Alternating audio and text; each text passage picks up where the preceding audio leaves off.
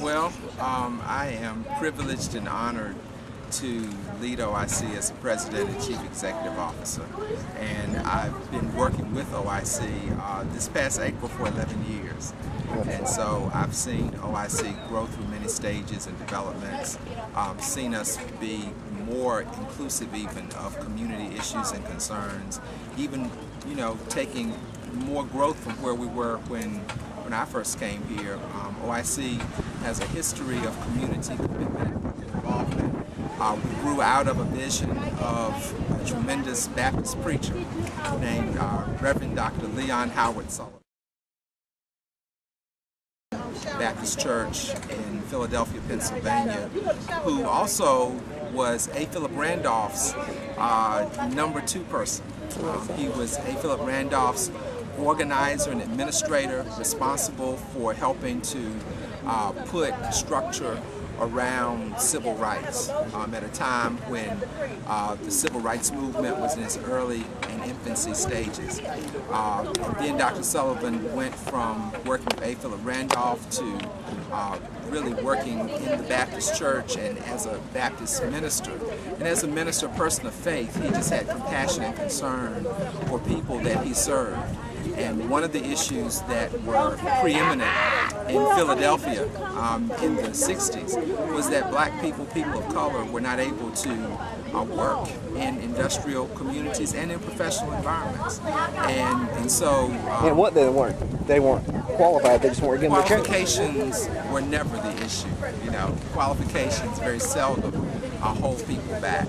Generally what holds people back is either a lack of desire or understanding how to negotiate systems, or systems' unwillingness to allow other people in. And so that was the premise that Dr. Sullivan worked through. And what he did was mobilize ministers to come together to actually do what they call selective buying. And that means they would not buy products from institutions that would not hire the consumers of the products. And then they would support companies and industries that were inclusive and that did promote diverse environments. And that's where the OIC movement came.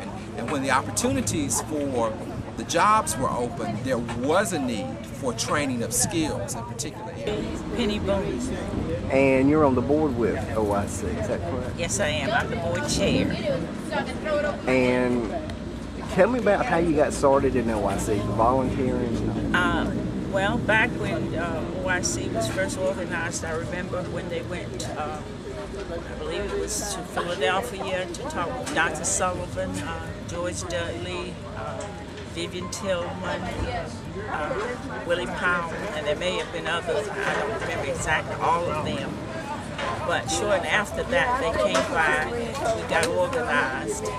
And I volunteered to teach a class which was at that time called Cashier Sales. And I continued to teach that class. Eventually, Edgecombe Community College started paying us, but in the beginning, I guess for about a year, and I've been board chair, I guess, for the past 15 years. And it's a challenge, but it's needed, and OIC is such a... when I first got started, it was basically training.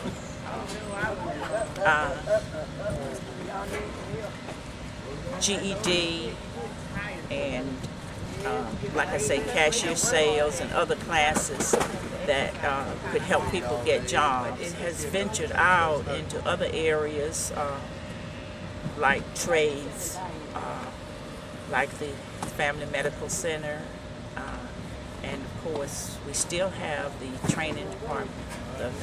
Dr. Sullivan always said that he wanted our people to be prepared to go out, and first of all, you got to get the job, and he said that he wanted them to be prepared for an interview.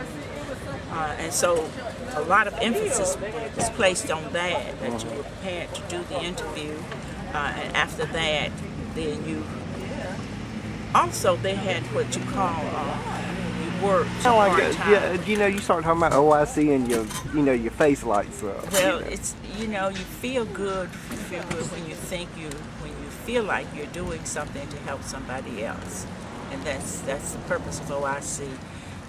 Dr. Sullivan always said, not a handout, but a hand up. That, don't give a man a fish, give him a fishing pole so he'll learn how to fish for himself and make his own way. As long as we give handouts, people will accept them and not really get down and do it themselves. But if we give them a fishing OIC pole, opened its they'll doors just fish. in an old abandoned jail in Philadelphia, and we began training people almost 45 years ago in the premise of how to succeed in the work environment. In Rocky Mount, the leaders of the business community here, especially the African American business community here, really caught that vision. And so with a number of individuals that many of them still living today, said, let's bring this concept to Rocky Mount and let's do what we can to give people opportunities to learn how to take control of their lives and be productive, contributing citizens to the economy and the culture here in Rocky Mount. And that's what they did 40 years ago this year in August. We celebrate our birthday. About 5 years ago, we moved from an education and training perspective with GED, basic skills, as well as competitive skills in different areas like construction trades, family nursing, and truck driving, things of that particular nature. And we moved into healthcare. We had a very aggressive outreach program for HIV and AIDS prevention and education, but we felt that we had more issues to deal with working with our community at large. And so we had an opportunity. The Office of Rural Health provided us with some small funds that we were able to purchase a medical center that was going out of business.